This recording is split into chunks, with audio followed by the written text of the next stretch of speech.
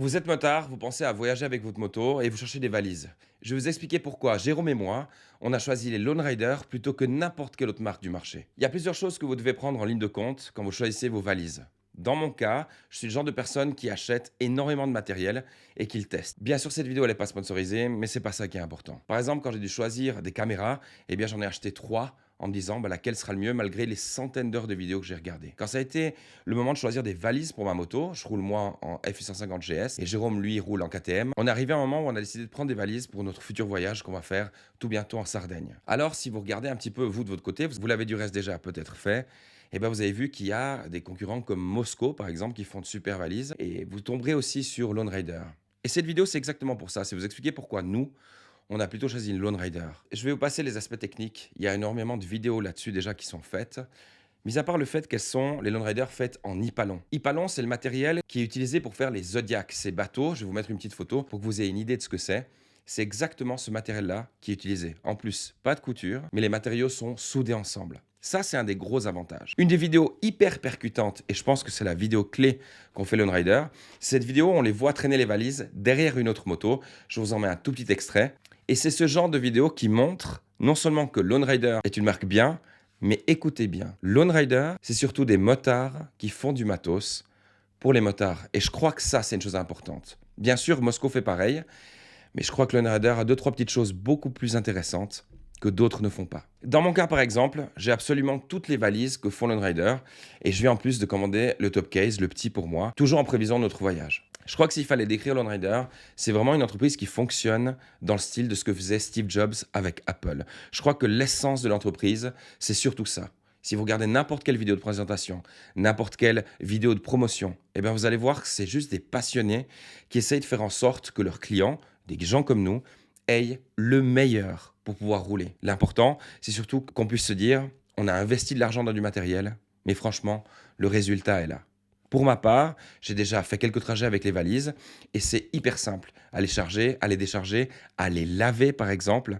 Et il y a un truc qui est hyper intéressant, c'est que les Lone Rider, c'est du semi-rigide. Moi qui ai roulé avant avec des Vario de chez BMW, eh bien vous êtes vite limité par plusieurs choses. Imaginons que demain vous chutez avec la moto, elle vous tombe sur le pied, eh bien vous êtes terminé. Votre jambe, elle est juste terminée. Après, vous avez l'avantage des bagages souples. Les bagages souples, vous avez moins ce problème, mais c'est beaucoup plus difficile à remplir que des valises semi-rigides, comme dans le cas des Lone Rider. Je suis en train de faire cette vidéo, malgré le fait qu'on n'ait pas énormément de monde qui nous suivent, eh bien les gars, quand ils ont commencé à voir nos publications, il y a deux personnes qui m'ont demandé pourquoi toi tu as choisi Lone Rider et pas une autre marque. Et c'est principalement pour ça que je fais cette vidéo. Si vous êtes débutant dans le monde de la moto, dans le monde du trail, du maxi trail, peu importe, je crois que c'est vraiment cette question-là que vous allez vous poser. C'est vous dire, qu'est-ce qu'il va me falloir? Avec quoi je me sentirai le mieux et avec quoi je me sentirai le plus en sécurité? Moi, je suis le genre de gars qui est assez débile pour aller rouler n'importe où et tester des trucs que mon collègue Jérôme, par exemple, ne veut pas faire. Donc, je vais souvent me retrouver dans des situations un petit peu délicates et souvent, malheureusement, tomber. Je crois que si vous me suivez, vous allez voir énormément de vidéos où c'est moi qui tombe et pas forcément Jérôme. Mais ce qui est intéressant de voir, c'est que dans n'importe quelle chute que j'ai faite avec ces valises, les valises, elles ont absolument aucune marque. Et moi non plus, bien heureusement, j'ai pas de marque, même si j'ai chuté à basse vitesse. Comme je vous le disais plus tôt dans la vidéo, moi j'ai toutes les valises que font Lone Rider. C'est-à-dire que moi j'ai décidé de prendre les deux valises latérales, maintenant le top case, j'ai la sacoche de réservoir. Encore une fois, et je tiens à insister là-dessus, c'est pas du contenu sponsorisé. Parce que ce serait trop facile d'être sponsorisé et vous dire que Lone Rider font des trucs absolument exceptionnels. Mais pour en revenir à ce que je vous disais, je pense vraiment que leur principe, il est basé, ou en tout cas réfléchi, comme l'avait fait Steve Jobs avec Apple. Le but, c'est pas juste de faire le meilleur matos du monde. C'est de faire le matos prévu pour les gens qui l'utilisent. C'est pas simplement des arguments de vente en vous disant ouais mais on fait ce qui est de mieux. Non, ce qu'ils vous disent Lone Rider, c'est on le fait parce qu'on estime que si nous devions dessiner un truc, c'est comme ça qu'on le ferait. Si vous regardez les vidéos de développement, par exemple du Top Case, eh bien, il y a plusieurs vidéos où ils expliquent et surtout où ils demandent qu'est-ce que nous, en tant qu'utilisateurs, on aurait voulu dans le Top Case.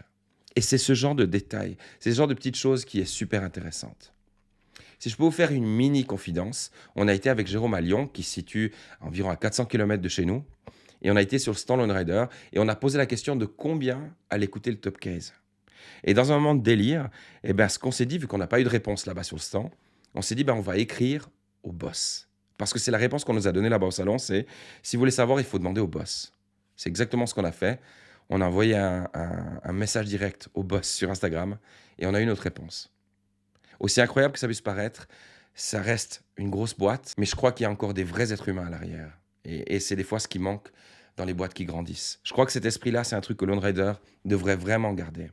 Ils travaillent avec des gens exceptionnels partout dans le monde. Et en plus, ils ont des gens hyper talentueux qui bossent pour eux. Et je crois que c'est ça qui est vraiment cool. En oubliant cette histoire de qui travaille pour eux et de comment moi je visualise l'entreprise, je voulais simplement vous dire que si vous devez vous acheter un truc, oui, ça a un prix, effectivement.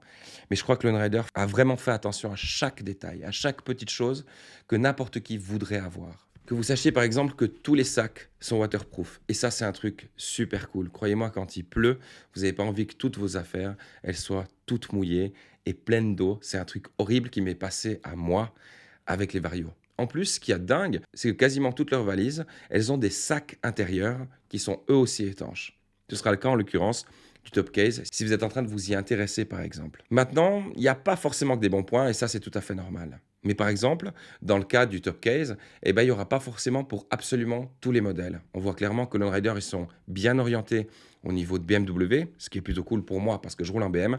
Mais dans le cas de mon pote Jérôme qui roule en KTM, c'est un poil plus délicat. Mais honnêtement, vous n'aurez aucun problème à adapter n'importe quelle valise sur n'importe quelle moto. Si vous êtes un tout petit peu bricoleur, et je crois que n'importe quel motard l'est un tout petit peu. Mais la vraie grande question, c'est pourquoi j'ai pas voulu prendre une autre marque que Lone Rider.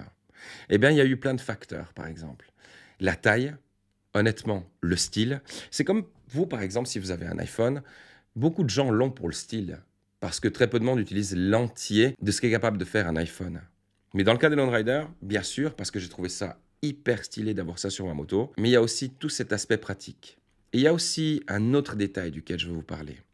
Quand j'ai commandé mes premières valises, j'ai eu un souci. Quand la valise elle est arrivée, j'ai utilisé le cadenas 2 fois et le cadenas ne fonctionnait plus. Donc dans ma tête, qu'est-ce que je me dis? Waouh, on va commencer avec les soucis dans le service après-vente. Et c'est là qu'il y a une force énorme chez Lone Rider. J'ai écrit un mail. Écoutez bien, j'ai écrit un mail en expliquant que j'avais un souci avec mon cadenas et que je ne comprenais pas pourquoi. Et j'ai même pas eu besoin d'expliquer en détail ce qui s'est passé. Tout ce que je sais, c'est que le lendemain matin, j'avais un suivi de colis pour un nouveau cadenas. Et ça, je crois que c'est une force extraordinaire chez Lone Rider. C'est pour ça que je vous dis, c'est pas simplement le fait que ce soit une bonne marque, qui fasse du bon matos ou que ce soit stylé. C'est aussi le fait que tout fonctionne. C'est aussi le fait que ça a l'air d'être des gens humbles qui sont derrière, ça a l'air d'être des gens cool qui sont derrière, des gens plutôt honnêtes, en tout cas d'après ce que moi j'ai vu. Et honnêtement, si j'avais dû demander par exemple à Moscou en anglais à leur service après-vente une petite pièce sur une des valises, je crois que ça aurait juste été un poil plus compliqué. Si je devais en terminer avec cette vidéo et vous détailler pourquoi j'adore ces valises, je crois que c'est un ensemble de choses. C'est ça qui fait la force de Lone Rider, c'est que c'est un ensemble de choses. Chaque chose qu'ils font, ils le font méticuleusement. Ils prennent leur temps, ils font des choses de bonne qualité.